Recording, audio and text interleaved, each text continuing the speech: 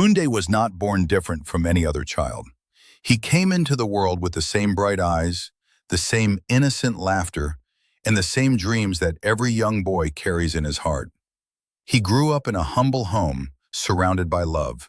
His mother always said he had a special smile, the kind that could make anyone forget their worries. His father believed Tunde would one day become someone great, maybe an engineer, maybe a businessman, maybe someone who would lift the family out of struggle. As a child, Tunde was full of life. He ran barefoot through the streets with his friends, chasing footballs made from tied plastic bags. He laughed loudly. He dreamed boldly. He talked about how one day he would build a big house for his parents. Whenever the holidays came, the family would travel back to their village in Oho. Oho was peaceful. The air was fresh. The elders sat under the trees sharing stories. The children played until sunset. For Tunde, Oho felt like home in its purest form. He loved sitting with his grandmother in the evenings, listening to her tell stories about choices, character, and the kind of life a person should build. She always told him, "The road you choose when you are young can either lead you to peace or lead you to pain." Back then, Tunde would laugh and nod. He was too young to understand how true those words were. As Tunde grew older, things began to change. Secondary school brought new friends, new pressure, and new temptations. At first, it was skipping classes once in a while, staying out late, wanting to impress people. He started spending more time with boys who always seemed to have money, expensive phones, and a confidence that made them look untouchable. They made risky choices seem normal.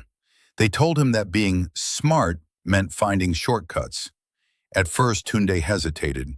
He still remembered his mother waking up early every morning just to make sure he got to school. He still remembered his father working long hours, hoping his son would have a better life. But little by little, the voice of home became quieter, and the voices around him became louder. He wanted to belong. He wanted to feel respected. He wanted to feel like he was already somebody. So he followed. His priorities began to shift. Books were replaced by distractions. Dreams were replaced by quick rewards. Peace was replaced by constant pressure. The more he changed, the more distant he became from the people who loved him most. His mother noticed it first. She saw that the boy who used to tell her everything had become quiet, restless, defensive. She tried to talk to him. She reminded him of who he was. But sometimes when someone is trying to prove themselves to the world, they stop listening to the people trying to protect them. Tunde kept moving deeper into a life that looked exciting on the outside, but was dangerous underneath. The friends he trusted most became the same people who pulled him further away from himself. The saddest part about bad company is this: it rarely feels dangerous at the beginning. Sometimes it feels like friendship. Sometimes it feels like loyalty. Sometimes it feels like protection. Until one day, it isn't. One night, everything changed. Tunde went out like it was any other normal evening. No one knew it would be the last time they would see him alive. That night, something happened during a confrontation behind the school. Words were exchanged. Trust was broken. Fear took over. And in a moment that could never be undone, Tunde's life was taken from him. No one at home knew. His mother waited for his call. His father stayed awake longer than usual. The house was quiet, but something felt wrong. As the hours passed, worry became fear. Calls went unanswered. Messages were ignored. Morning came, but Tunde did not. The news, when it finally reached them, felt impossible. It was the kind of pain that leaves a family frozen. His mother cried until she had no tears left. His father, a man who had always tried to stay strong, sat in silence with his head in his hands. There are some pains words can never fully carry. Losing a child is one of them.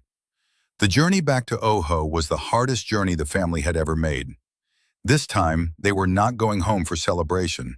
They were going home with heartbreak. As they entered the village, people gathered in silence.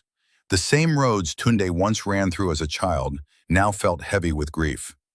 The same elders who once blessed him now stood with tears in their eyes.